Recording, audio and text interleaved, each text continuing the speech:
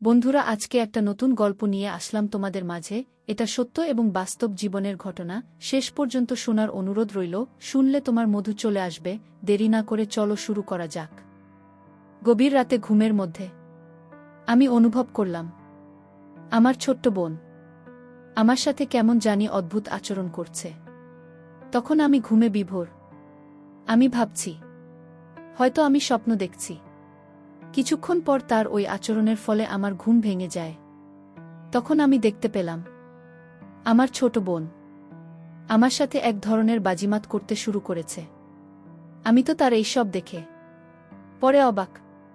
তারপর আমি তাকে বললাম, বোন, তুই আমার সাথে এসব কি করতেছিস?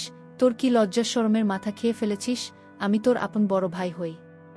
তারপরেও আমি লক্ষ্য করলাম আমার ছোট বোন কি যেন এক পুঞ্জীভূত সুখ পাওয়ার আশায় আরও বেশি পাগলামি করছে। হোটেলের মধ্যে ছোট বোনের এমন আচরণ দেখে আমি রীতিমতো হতবাক হয়ে গেলাম। তখন আমার ছোট বোনের চোখে মুখে শুধু বাসনার রং দেখতে পেয়েছিলাম। আমি শত না করার পরেও সে কোনোভাবে আমার বাধা মানছিল না। আমার ছোট বোন হয়েও সে কি যেন এক বিশেষ সুখের আশায় আমাকে একটা সুযোগ ধাক্কা মেরে ফেলে দিয়ে ও আমার সাথে যা করল তা শুনলে বন্ধুরা তোমাদের মাথা ঘুরে যাবে। বন্ধুরা, গল্পটি অনেক অনেক ইন্টারেস্টিং। গল্পটি শোনার জন্য তোমাদের সকলের প্রতি আমার বিশেষ অনুরোধ রইল। বন্ধুরা, তোমাদের নিকট আমার ছোট্ট একটি অনুরোধ, তোমরা দয়া করে আমার চ্যানেলটি সাবস্ক্রাইব করে আমাকে সাপোর্ট করবে। হ্যালো বন্ধুরা, আমি আদনান। আমার বয়স 25 বছর। আমি পড়ালেখা শেষ করে একটি কর্পোরেট অফিসে জব করছি। আমার বাড়ি শায়েস্তাগঞ্জ। আমি ঢাকায় থাকি। আমার ফ্যামিলিতে আমি বাবা মা আর ছোট বোন রিঙ্কি, ওর বয়স 60। ওই বছর এসএসসি দেবে। বাবা বিজনেস করেন আর মা গৃহিণী। এবার আসি আসল কথায়। আমার সামনে ঈদের ছুটি, তাই বাড়ি যাওয়ার প্রস্তুতি নিলাম। সবার জন্য কেনাকাটা করলাম। বোনের জন্য 2-3টা পিস ও একটা সুন্দর বোরকা কিনলাম। তো কেনাকাটা শেষ। ট্রেনের টিকিট আগেই কাটা ছিল, তাই ঈদের 3 দিন আগে বাড়ি রওনা দিলাম। ও একটা কথা, আমি প্রায় 1 বছর পর বাড়ি যাচ্ছি। চাকরিতে জয়েন হওয়ার পর আর বাড়ি যাওয়া হয়নি, তাই সবার জন্যই কম বেশি কেনাকাটা করেছি, বিশেষ করে আমার আদরের ছোট বোন রিঙ্কির জন্য। দীর্ঘ 5 ঘন্টা জার্নি করে অবশেষে বাড়ি পৌঁছলাম। কারণ শায়েস্তাগঞ্জ শহর থেকে অনেক ভিতরে গ্রামে আমাদের বাড়ি। বাড়ি পৌঁছাতে প্রায় রাত 10টা বেজে গেল। বাড়ি গিয়ে দেখি সবাই ঘুমিয়ে গেছে। আম্মুকে ডেকে তুললাম। তারপর খাওয়া শেষ করে আমিও ঘুমিয়ে গেলাম। অনেক রাত, তাই আর রিঙ্কিকে ডাকলাম না। সকাল 6টায় দেখি ছোট বোন রুমকি ডাকাডাকি শুরু করেছে। রুমের দরজা খোলা ছিল, তাই ও বিছানার পাশে গিয়ে ডাকছে। ও ডাকছে আর বলছে, ভাইয়া, আমার গিফট কোথায়? আমি ঘুম ঘুম চোখে বলছি, যা এখন, পরে নিস, এখন ঘুমাতে তো। কিন্তু ও নাছোট বান্দা, ও গিফট না নিয়ে যাবেই না। তাই আমার গায়ের কথা ধরে টান দিয়ে কাঁথা নিয়ে গেছে। আমি লাফ দিয়ে উঠে দেখি আমার পরনের অবস্থা খারাপ। আমার তো লজ্জা অবস্থা খারাপ। আর এদিকে ও খিলখিল করে হাসছে আমাকে এই অবস্থায় দেখে। আমি তাড়াহুড়া করে বিছানার পাশ থেকে উঠলাম আর ভালো করে ওর দিকে তাকালাম। ওকে যেন আমি চিনতে পারছি না। এই 1 বছরে এত বড় হয়ে গেছে, একেবারে অচেনা লাগছে। তার রূপ এবং সৌন্দর্য যেন উপচে পড়ছে। আমি এতদিন পর আমার আদরের বোনকে দেখছি, যেন অচেনা এক পরী আমার ঘরে এসেছে। শেষে ওর ডাকে আমার ধ্যান ভাঙল। লিনকি বলল, এই ভাইয়া কি দেখছিস অমন করে? মনে হচ্ছে আমাকে কোনোদিন দেখিসনি। আমি বললাম, ও হ্যাঁ, আসলে তুই তো অনেক বড় হয়ে গেছিস, তোকে তো চিনতেই পারছি না। লিনকি বলল, ভাইয়া, তুই আমাকে পরে মন ভরে দেখিস। আগে আমার জন্য কি এনেছিস তা বের কর। আমি বললাম, ওহ দিচ্ছি দাদা। এই বলে আলমারি থেকে ওর জামা আর বট কাটা ওকে দিলাম। ও তো মহা খুশি। খুশিতে আমাকে এক অদ্ভুতভাবে ধরল। ওর এই অদ্ভুতভাবে ধরাতে আমার অবস্থা খুব খারাপ হতে লাগল। কিছুক্ষণ পরে বাথরুমে গিয়ে ফ্রেশ হলাম। বাথরুম থেকে বের হয়ে সকালের নাস্তা করলাম। নাস্তা করে রুমে বসে মোবাইলে গেম খেলছিলাম এমন সময় রিঙ্কি এসে বলল, ভাইজাগে আমাকে নিয়ে চা বাগানে ঘুরতে যেতে হবে। আমি বললাম ওকে যাব। তারপর ঈদের আগের 2 দিন আমরা ভাই বোন মিলে অনেকক্ষণ শুটিং করলাম। ঈদের দিন আমরা ভাই বোন মিলে ঘুরতে বের হলাম। লিনকি বলল, অনেক দিন জাফলং যাওয়া হয়নি, চল আমরা জাফলং যাই। আমি বললাম, যাচ্ছিলাম তো অনেক দূর, আমরা একদিনে ফিরে আসতে পারবো না। রিঙ্কি বলল, আমি জানি না, আমাকে নিয়ে যেতে হবে ভাইয়া। কিভাবে নিয়ে যাবে আমি জানি না, দরকার হলে ওখানে হোটেলে 1 রাত থাকব। সমস্যা কি, আমরা তো আপন ভাই বোনই।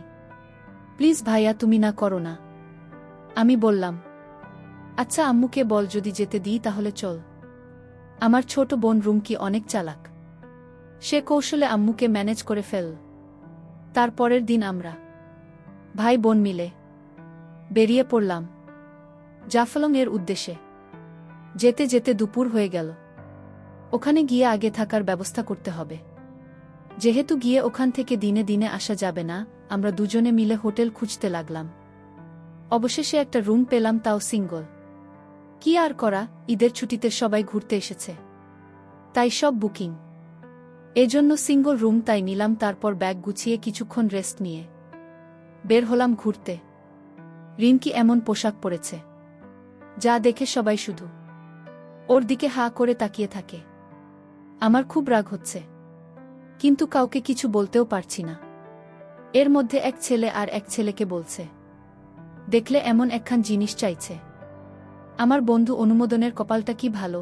এই শুনে আমি রেগে ওদের কাছে যেতে চাইলে রিঙ্কি আমাকে বাধা দিল। তারপর আমরা ভাই বোন অনেক মজা করে ঘুরলাম। সারাদিন ঘুরে হোটেলে ফিরলাম সন্ধ্যায়। তারপর আমরা ভাই বোন মিলে রুমে গিয়ে ফ্রেশ হয়ে আবার হাঁটতে বের হলাম। আমাদের সাথে পাশের রুমের সদ্য বিবাহিত স্বামী স্ত্রী জুটি বের হল। তারা আমাদের ডাক দিয়ে বলল, আপনারাও কি হাঁটতে বের হচ্ছেন? লিনকি বলল, হ্যাঁ। আপনারা? উনারা বলল, হ্যাঁ। আমরা বের হলাম। ছেলেটা বলল, চলুন না, আমরা একসাথে হাঁটি, এলাকাটা তো পরিচিত, লোক বেশি হলে ভয় লাগবে না। আমরাও রাজি হলাম। তারপর গল্প করতে করতে তাদের সাথে পরিচিত হলাম। ছেলেটার নাম হলো সিয়াম, আর মেয়েটার নাম রাইসা। হঠাৎ করে রাইসা বলে উঠল, আপনাদের না দুজনের খুব মানিয়েছে। আমি তো ভেবে ছ্যাঁকা খেয়ে গেলাম, কি বলবো বুঝতে পারছি না। তখন লিঙ্কি বলল, আপনাদের খুব মানিয়েছে, গত মাস হয়েছে আপনাদের বিয়ে হয়েছে। তখন সিয়াম বলল, 3 মাস। তারপর সিয়াম বলল, আপনাদের কত দিন হল বিয়ে হয়েছে? আমি কিছু বলতে যাব, তখনই ছোট বোন রিমকি বলে উঠল, এই তো কিছুদিন। আমি যেন আকাশ থেকে পড়লাম। আমার বোন এসব কি বলছে? তখন সিয়াম বলল, তাহলে তো আপনারা একদম পারফেক্ট টাইমে হানিমুনে এসেছেন। কিন্তু আমাদের একটু দেরি হয়ে গেল। আসলে অফিস থেকে ছুটি ম্যানেজ করতে করতে 3 মাস পেরিয়ে গেল। তারপরে রাইসা বলা শুরু করল, আপনাদের কি প্রেমের বিয়ে না অ্যারেঞ্জ ম্যারেজ? লিনকি বল, প্রেমের বিয়ে। এদিকে আমার রাগে গাছ বলছে, রিঙ্কি কেন সত্যি বলছে না? লিনকি কেনই বা ওদের সাথে এত নাটক করছে? হাতে হাতে রাত 9:30 বেজে গেল। তখন আমরা সবাই আবার হোটেলে ফিরে আসলাম। এসে খাওয়া দাওয়া করে রুমে যাচ্ছিলাম সবার জন্য। তখন রাইসা বলে উঠল, গুড নাইট, হ্যাপি হানিমুন, মজা করে টাইমগুলো কাটান, এই টাইম আর ফেরত পাবেন না। হুমকিও কম যায় না। সে বলে উঠল, আপনারাও মজা করুন, আমরা তো আজ রাতভর মজাতেই থাকব। আমি রুমে ঢুকে রিঙ্কিকে বলতে শুরু করলাম, রিঙ্কি তুই এসব কি শুরু করেছিস? আমরা ভাই বোন, তুই কি সব ভুলে গেছিস? লিনকি বলল, ভাইয়া কি করব বল। ওরা এমনভাবে কথা বলা শুরু করবে বুঝতে পারিনি। ভাবলাম 2-1 কথা বলে আলাদা হয়ে যাব, বা এমন পর্যায়ে পড়ে গেলাম যে আর বলার সুযোগই পেলাম না। এখন আর কি করা, এখানে 23 দিন না হয় আমরা স্বামী স্ত্রী হয়ে কাটিয়ে দেই। আমি বললাম, মানে তুই কি বলছিস? লিনকি বলল, আরে ভি, আর সত্যি সত্যি তোকে আমার স্বামী হতে বলছি না, অভিনয় করতে বলছি ওদের সামনে। আমি বললাম, ওহ, তাহলে শেষ পর্যন্ত আপন বোনের স্বামী হতে হবে। আচ্ছা ঠিক আছে, আজ থেকে তুই আমার বউ। লিনকি বলল, ছি ভাই যা। তুই কি বলছিস? আমি অভিনয় করতে বলছি, বাস্তবে হতে বলিনি। আমি বললাম, ওই আর কি, ঠিক আছে, অনেক রাত হয়েছে, এখন ঘুমা, কালকে অভিনয় করব। তারপর আমরা ভাই বোন ঘুমিয়ে গেলাম। গভীর রাতে ঘুমের মধ্যে আমি অনুভব করলাম আমার ছোট্ট বোন আমার সাথে কেমন জানি অদ্ভুত আচরণ করছে। তখন আমি ঘুমে বিভোর। আমি ভাবছি, হয়তো আমি স্বপ্ন দেখছি। কিছুক্ষণ পর তার ওই আচরণের ফলে আমার ঘুম ভেঙে যায়। তখন আমি দেখতে পেলাম আমার ছোট বোন আমার সাথে এক ধরনের বাজিমাত করতে শুরু করেছে। আমি তো তার এইসব দেখে পরে অবাক।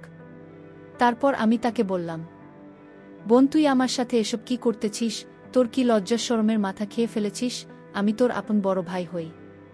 তারপরেও আমি লক্ষ্য করলাম আমার ছোট বোন কি যেন এক পুঞ্জীভূত সুখ পাওয়ার আশায় আরও বেশি পাগলামি করছে।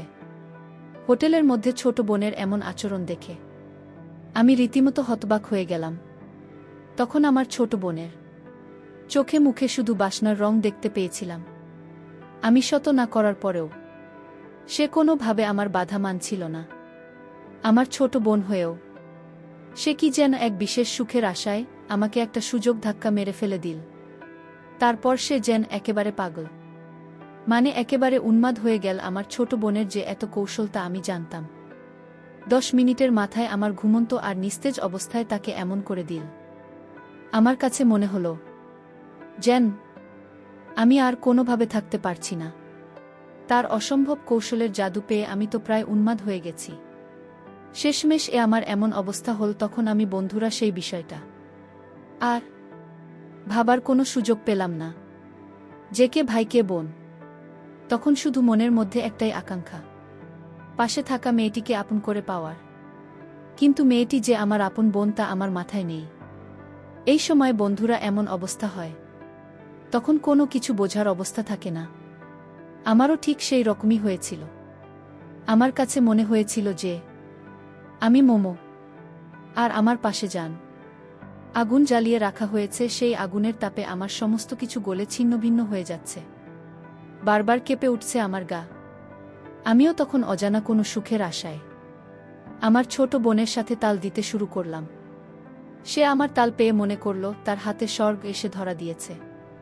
তখন আমি অনুভব করলাম যা হবার হবে।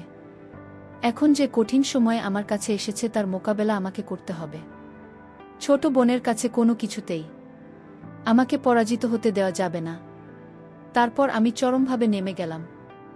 যদিও আমার ছোট বোন আমার চাইতে আরও 1 বছরের ছোট, প্রথম আমি ভাবছি হয়তো সে আমার সাথে কুলিয়ে উঠতে পারবে না। তারপর আমি যা দেখলাম তাতে তো আমি পুরোই অবাক। প্রায় 2 থেকে 2.5 ঘন্টা একনাগাড়ে প্রদর্শন করার ফলেও সে বিন্দু পরিমাণ ক্লান্ত হয় নাই। প্রায় 2 থেকে 2.5 ঘন্টা পর কোনো এক রূপকথার রাজ্য থেকে মনে হলো আমরা পৃথিবীতে ফিরে এসেছিলাম। বন্ধুরা, তারপরেও সেখানে আরও 2 দিন থেকেছিলাম। আর সেই 2 দিনেও আমার ছোট বোনের সাথে আমার এই রকমই হয়েছিল। বন্ধুরা, ঘটনাটি আমার অতীতের একটি অপ্রত্যাশিত ঘটনা, যা হয়তো তোমরা বিশ্বাস করবে না, তারপরেও সত্যিই তাই। বন্ধুরা, পৃথিবীতে হয়তো এরকম কিছু ঘটনা ঘটে যা কখনো বিশ্বাসের অযোগ্য বলে মনে হয়, তারপরে ওই সমস্ত ঘটনা বাস্তব। আমার ক্ষেত্রেও ঠিক তেমনি হয়েছিল।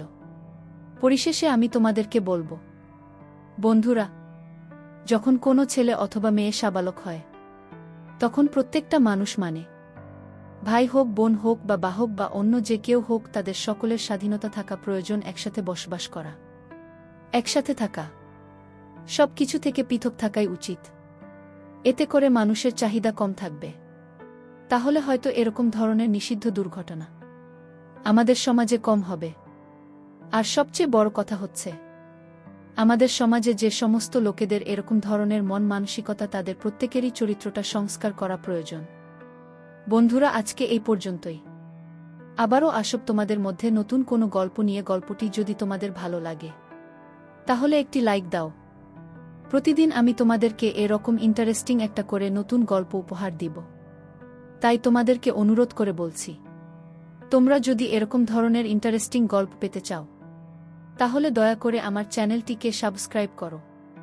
অবশেষে তোমাদের সকলের সুস্বাস্থ্য কামনা করি। ভিডিওটি দেখার জন্য তোমাদের সকলকে অসংখ্য ধন্যবাদ।